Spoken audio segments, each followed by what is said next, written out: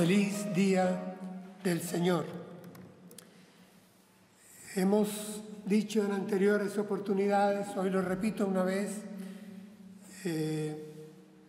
una frase de aquel gran biblista inglés, John Stott. La Biblia es un libro de salvación. Y quiero decir esto como introducción porque al abrir sus páginas, en los primeros capítulos del libro llamado Génesis, encontramos que el Espíritu Santo de Dios logró traer de la tradición oral a la forma escrita todo lo que era la prehistoria del pueblo de Abraham, Isaac, Jacob y José. Más aún, el Espíritu Santo pone por escrito lo que hemos llamado el origen de los orígenes. Cuando todo comenzó, ¿cómo comenzó?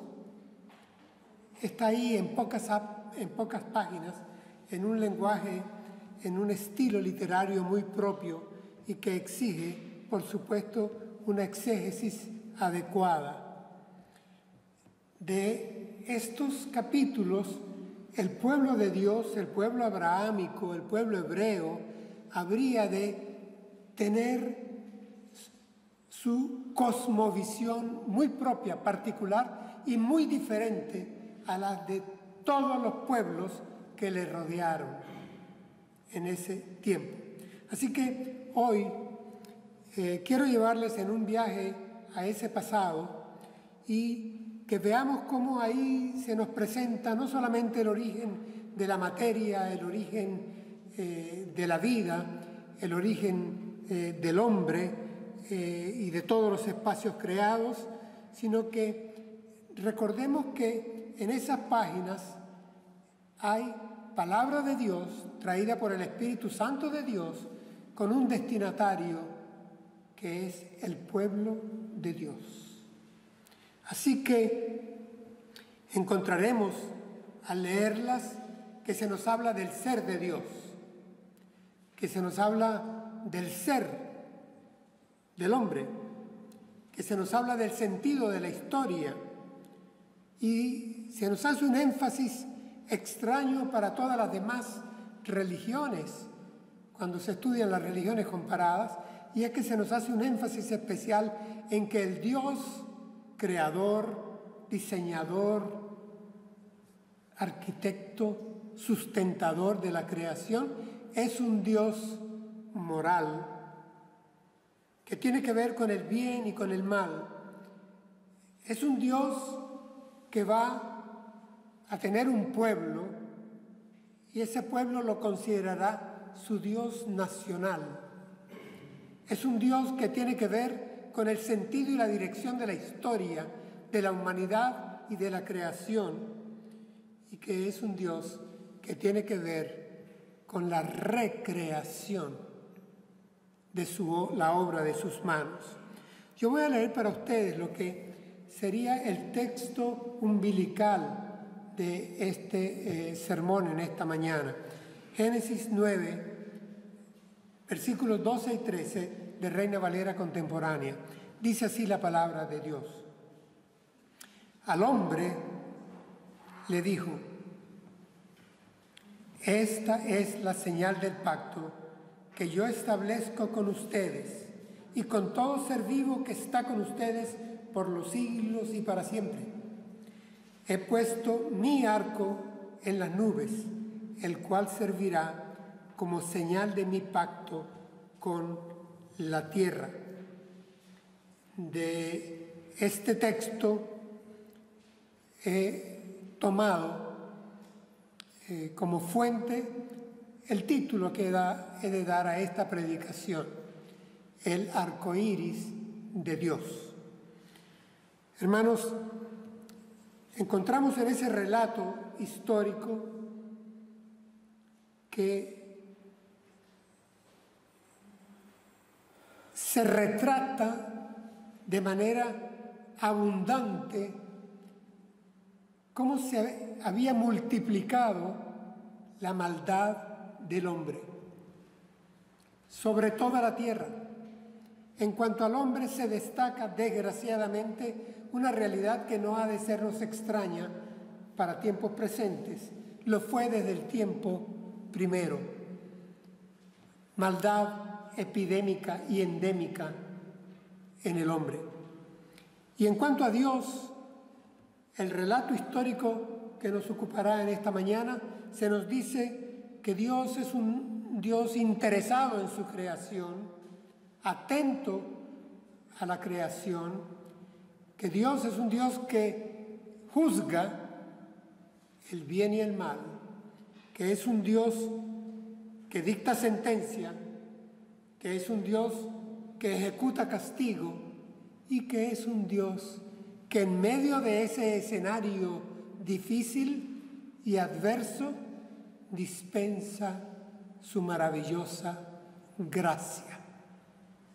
Está presente, es un Dios creador y es un Dios interventor. En el mismo Génesis leo para ustedes cómo se describe la situación que ocupa el relato de esta mañana. Delante de Dios, la tierra se corrompió y se llenó de violencia. Cuando Dios miró la tierra, encontró que estaba corrompida. De hecho, toda carne había corrompido su camino sobre la tierra. Génesis 6, 11 y 12. Hermanos, aparece 3 veces el calificativo corrompida. La tierra estaba corrompida. La tierra estaba corrompida. La tierra se había corrompido. Y esta palabra en el hebreo se viene a traducir por decadente. La tierra había entrado en decadencia, había sido dañada por el mal que habitaba y se expandía en ella. Eso es la corrupción. Es un estado de pérdida de sentido que raya en la putrefacción. Es una palabra muy fuerte la que aquí se utiliza. Y no solo se nos está advirtiendo esto, sino que se dice que en la tierra este era el camino que todos habían tomado. El camino es una forma de andar. No era que había maldad esporádica, era un estilo de vida que había adoptado la humanidad. Ese era el camino que andaban los hombres en la tierra. Así se nos plantea, así se nos describe. Pero este Dios que está atento a su creación, aquí dice cuando Dios miró la tierra. Ustedes saben muy bien que es una plasmación antropomórfica propia de las que están en los primeros capítulos del Génesis. Cuando Dios miró la tierra, cuando Dios le puso atención especial al aspecto moral que estaba cubriendo la biosfera, agrega una palabra, y la palabra es que se había llenado de violencia. Hermanos, la palabra violencia en este hebreo antiguo no tiene más que una sola definición: la tiranía del mal. La tiranía del mal. Lo repito. Había violencia, nos hace a veces pensar en violencia física, en asesinatos, en golpes, en pleitos. No, hermanos, es la tiranía del mal la que gobernaba el escenario de la tierra. Así, con esa maldad en el mundo, el relato clama por justicia. Evidentemente, Dios, el Creador, al ver en qué se está convirtiendo aquella obra que había salido de sus manos y que era buena en gran manera, ahora es mala en gran manera. Hay maldad en grado extremo, en grado tiránico. Y aún en ese momento, en ese relato, en ese tiempo, se hace también presente, además de la justicia, su gracia inmerecida, su maravillosa gracia, como cantamos. Esa soberana y amante gracia de Dios se hace presente en este relato histórico. Hermanos, estamos acostumbrados, no creo que bien acostumbrados, a que simplifiquemos y ubiquemos que en el Antiguo Testamento lo que predomina es la ley y en el Nuevo Testamento lo que predomina es la gracia.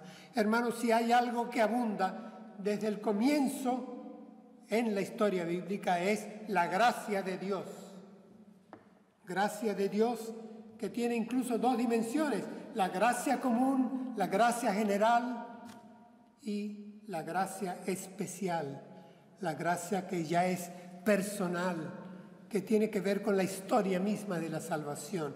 Esas dos dimensiones están, y el sujeto activo de la gracia, ya sea la gracia general, la gracia natural, o ya sea la gracia especial, la gracia salvífica, el sujeto activo siempre es Dios.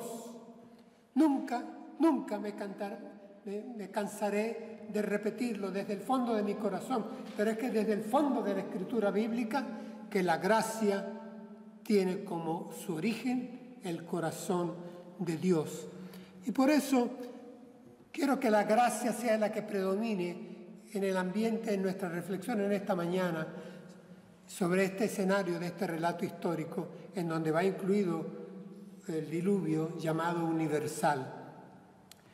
Quiero que predomine la gracia, y por eso el título que he dado a la predicación de esta mañana. He puesto a el arco iris como símbolo de la gracia de Dios. El arco iris de Dios. Hermanos, leyendo la historia que se lleva 3-4 capítulos del Génesis, nos encontramos con un personaje prácticamente un incógnito, un personaje llamado Noé. Curiosamente, su nombre en hebreo significa descanso, paz. Eso significa Noé. Y digo curiosamente porque el personaje aparece de repente precedido de una genealogía abundante y casi no es exhaustiva, como bien nos recuerda John MacArthur, pero sí es representativa. Trata de vincular a este personaje salido casi de la nada, su padre se llamaba Lamec y punto, pero trata de vincular a este personaje con el Medio Oriente y de vincularle con el origen de la humanidad, vinculándole con un hombre que existió con nombre propio llamado Adán. Y si bien la genealogía evidentemente no es exhaustiva, sí es representativa. Hay un interés exprofeso en el personaje de Noé. Se lo podemos ubicar en esas tierras del Medio Oriente, en un entorno que, bueno, ya lo hemos leído, lo hemos escuchado antes, un entorno panteísta, politeísta, un entorno depravado, un entorno lleno de una maldad que por todas partes florecía.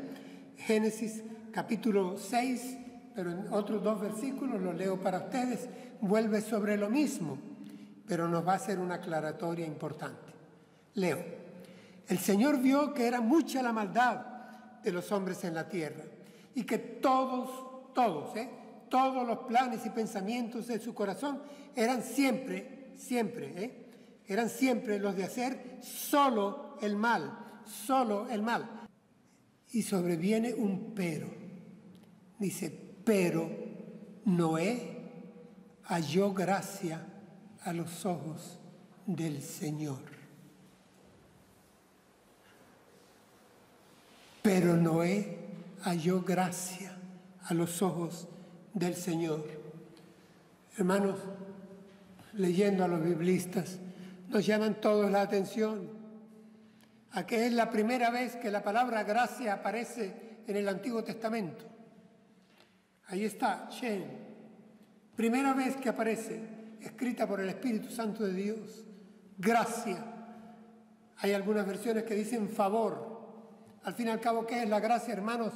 La gracia es un favor inmerecido que sale del corazón de Dios y que usualmente busca lo más bajo, porque se place y encuentra ahí lugar para su misericordia, para mostrar su amor, su bondad. Eso es la gracia. Eso es la gracia. Sin embargo, algunas predicaciones incurren en un desliz peligroso y destacan a Noé como un hombre bueno, justo, santo, religioso, prolijo en buenas acciones. Hermanos, no hace justicia al texto hebraico. El calificativo que se le da a Noé en el hebreo de todas las versiones hebraicas y los manuscritos que encontramos desde los descubiertos en las orillas del Mar Muerto. El calificativo es Kadik, que no quiere decir santo, bueno, religioso. Sí quiere decir el que cree, el que confía. Y es que aquí vamos a llegar a nuestra primera de 3 lecciones sobre la gracia que tiene esta prédica. Y la primera lección es que la gracia de Dios es electiva.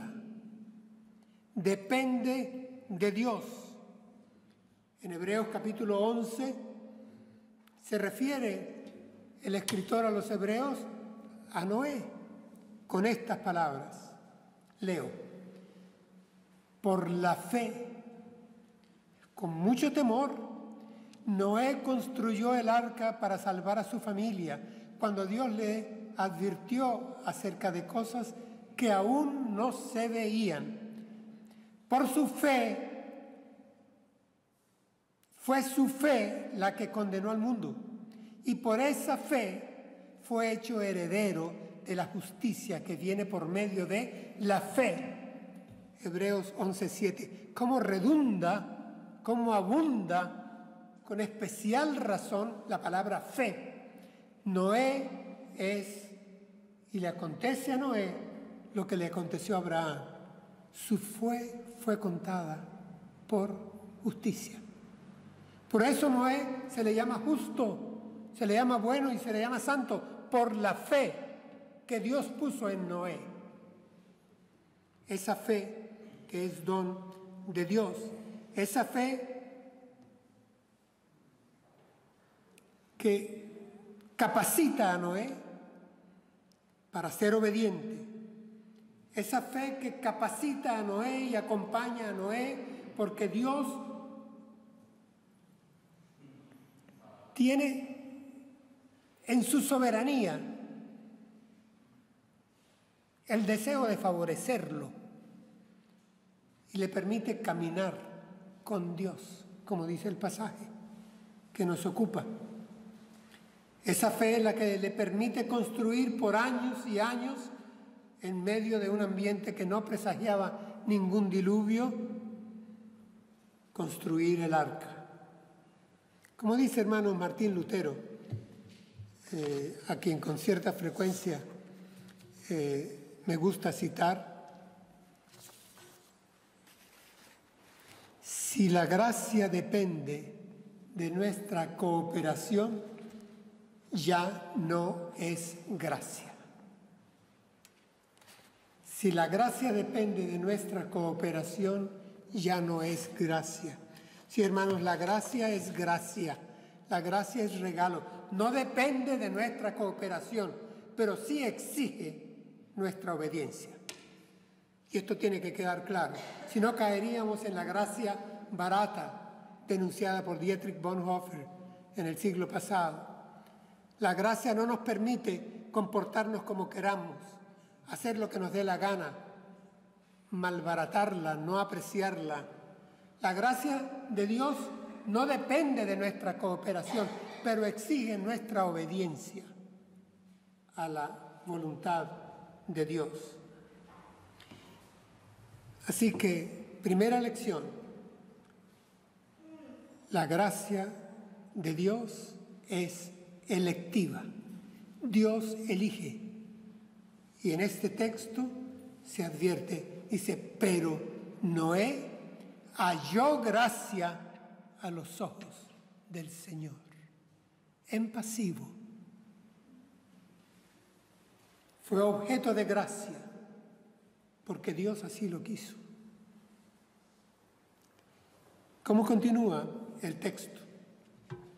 Se nos dice que Noé obedeció, construyó el arca y un detalle más interesante. La palabra arca en hebreo significa lugar de descanso, lugar de paz, porque tiene la misma raíz que la de Noé. No nos suena para nada igual en el español, pero en el hebreo suenan casi idénticos. Noé y Nuá. Y es descanso y paz. Y Noé pasó años obedeciendo al Señor, construyendo esa gran casa, esa gran arca. Pero quiero llamarle la atención a un detalle. Una vez que Noé obedece, termina el arca según el diseño de Dios, hace todo lo que Él le ha mandado, entra con su familia en el arca. La Escritura nos dice que Noé hizo todo de acuerdo con lo que el Señor le había mandado. Luego, el Señor cerró la puerta del arca. Génesis 7, versículos 5 y 16. Lo repito, son dos versículos distanciados porque no quiero leer tanto. Pero nos dice el versículo 5, Noé hizo todo de acuerdo con lo que el Señor le había mandado. Y el 16, algo glorioso. Luego el Señor cerró la puerta del arca. Hay unas versiones que dicen, el Señor mismo cerró la puerta del arca. Sí, hermanos, este es el sello de seguridad que Dios otorga por gracia a quien Él ha elegido. Es el Señor quien la sella, quien la asegura. La seguridad, hermanos, la certeza, hermanos, de nuestra salvación depende de Dios, de la mano de Dios, del sello del Espíritu Santo de Dios. Hemos sido sellados como propiedad de Dios por su gracia. El fruto que tenemos es fruto del Espíritu Santo de Dios. Y esperamos tan solo la glorificación final que dependerá del Espíritu Santo de Dios. Así que es el Señor quien garantiza, quien sella nuestra salvación. Noé y su familia serían salvos del juicio, de la justicia y del castigo por la gracia de Dios y seguros por la mano misma de Dios que sellaría el arca. Nada nos podrá hacer naufragar, hermanos, por más que esté tempestuoso el mar, el entorno, los días, las fechas, las circunstancias. No, el apóstol Pablo dice, nada nos podrá apartar ni separar del amor de Dios que es en Cristo Jesús, gloria a Dios. Nada nos podrá apartar ni separar de su amor, ni lo alto ni lo bajo, ni poderes ni dominios, ni lo ancho ni lo angosto, ni hambre ni desnudez ni persecución. Hermanos, nada nos podrá apartar del amor de Dios, que está garantizado, asegurado en Cristo Jesús, Señor nuestro. Nada nos podrá hacer naufragar. El salmista cantaría muchos años después: mi vida entera está unida a ti, tu mano derecha no me suelta. Salmo 63, 8. Tu mano derecha no me suelta. Es tu mano la que no me suelta. Gracias, Señor. Mi vida entera está unida a ti, asegurada a ti, sellada por ti, porque tu mano derecha no me suelta. Qué bueno es el Señor. Así que aquí arribamos a la segunda lección sobre la gracia de Dios.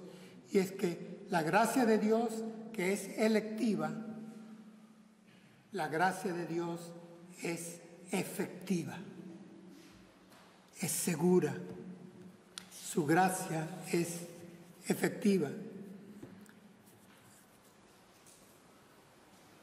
El diluvio, como se nos presenta en el relato, probablemente un diluvio de enormes dimensiones en la región, evoca por la forma en la cual es narrado las primeras líneas del capítulo 1 de Génesis, cuando se dice que la tierra estaba desordenada. Se nos presenta en los primeros versículos del capítulo 1 de Génesis un caos acuático. Lo justo primero que tiene que hacer Dios es, en esa forma en que está expresada el lenguaje literario, separar las aguas. Bueno, pues aquí en el diluvio lo que se han es unido las aguas. Y hay un caos de destrucción, de muerte. Evidentemente se hace eco como ahora en términos de una descreación de lo que Dios había ya después de su comienzo ordenado. Pero hay una advertencia, y la advertencia es que este caos acuático no acabará con la obra que salió de las manos de Dios. En el mensaje de salvación de Dios, hermanos, lo dijimos, lo predicamos en nuestro sermón anterior, está incluida su creación, la naturaleza. Para ella habrá redención. En Apocalipsis capítulo 21 se usa el calificativo kainé, que quiere decir refrescada, rejuvenecida. Habrá cielo nuevo y tierra nueva. Habrá un cielo y una tierra que serán refrescados. Es como si la entropía se devolviere para volver al estado como salió del corazón, de la voluntad y de la palabra de Dios. Hermanos, en este pasaje encontramos desde tiempos muy tempranos cómo Dios, interesado en su creación, muestra su gracia común. Así se llama en teología usualmente, la gracia común, la gracia general de Dios. El Señor Jesús lo decía con aquellas palabras tan dulces, sencillas: mi Padre hace que la lluvia caiga, su lluvia, sobre justos e injustos. Esa es la gracia común. Y aquí la vamos a encontrar. Vamos a encontrar que la gracia común se hará presente. Es por gracia común que Dios ha rescatado a los seres vivientes para que entren en esa gran casa donde hay descanso y paz, que es el arca. Es gracia común la que preserva para entregarle, recordando el pasaje geniásico de Adán y Eva, para entregarle a Noé y su familia una tierra refrescada, a ver si la hacía bien la humanidad, porque esta maldad le causaba dolor al corazón de Dios. Nuestras Biblias traducen que Dios se arrepintió, y ahí la traducción más noble sería: el dolor era tan grande en el corazón de Dios que revisó, como si se hubiera autocuestionado: ¿valió la pena? ¿Qué puedo hacer en medio de este dolor para salvar esta creación que se ha maleado, que se ha devaluado, que se ha enajenado? El dolor de Dios. Y es aquí cuando llegamos al centro y al final de nuestra prédica, porque aparece en escena, terminado el diluvio, decantándose las aguas, una señal. Es un fenómeno óptico que está desde que la creación empezó. Simplemente la luz, atravesando unas gotas de lluvia, genera una gama de colores preciosa, sin dejar de ser la misma luz. Ese fenómeno óptico lo llamamos arco iris, cuando se ve en las nubes, cuando se ve en grande. Si usamos un prisma y un rayo de luz, tan solo obtendremos la gama de colores, una franja de colores. Pero si lo vemos proyectado a nivel macro, tiene forma de arco, es el arco iris. Hermanos, lo que aquí encontramos no es el origen del arco iris. Lo que aquí encontramos es algo más profundo, por favor. Es que Dios le asigna un valor simbólico, representativo histórico, escatológico, a ese sencillo fenómeno óptico de la refracción de la luz. Y Dios le dice a Noé, eso que tú antes veías, eso que siempre se tiene que haber visto desde que el mundo es mundo, antes de ti, y es que cuando llueve, cuando las nubes están cargadas de humedad, pues la luz que les atraviesa proyecta todos los colores que la componen. Eso tendrá un significado de ahora en adelante. Esta será una señal de ahora en adelante, y lo decido yo, dice el Señor, unilateralmente, porque hermanos, aquí ustedes no encontrarán en todo el relato que haya un diálogo para un pacto. Noé pone condiciones, Dios pone las suyas. Esto es unilateral, es la gracia de Dios, que era electiva, es selectiva, que era efectiva, que es efectiva, y ahora va a tener otra connotación. La gracia de Dios es extensiva, porque alcanza también a la creación completa, a la naturaleza. Y Dios le asigna ese valor al arco iris, que el arco iris, algo tan sencillo, pase a ser ahora algo representativo, que sea un recordatorio para el hombre. Hermanos, la Biblia no es un libro de física óptica, la Biblia no es un libro de meteorología, ni es un libro de geología, ni es... La Biblia, por eso empecé diciéndoles, es un libro de salvación y con un destinatario. Y veámosle así. Y el arco iris pasa ahora, desde ese entonces, y debe continuar ahora, como una señal que nos ha de recordar algo que es característico de Dios, que Dios es un Dios de gracia. Como diría ya en el Nuevo Testamento el apóstol, mas el Dios de toda gracia. Ese Dios de toda gracia. En Génesis capítulo 9, versículos 13 y 14, leo para ustedes palabra de Dios.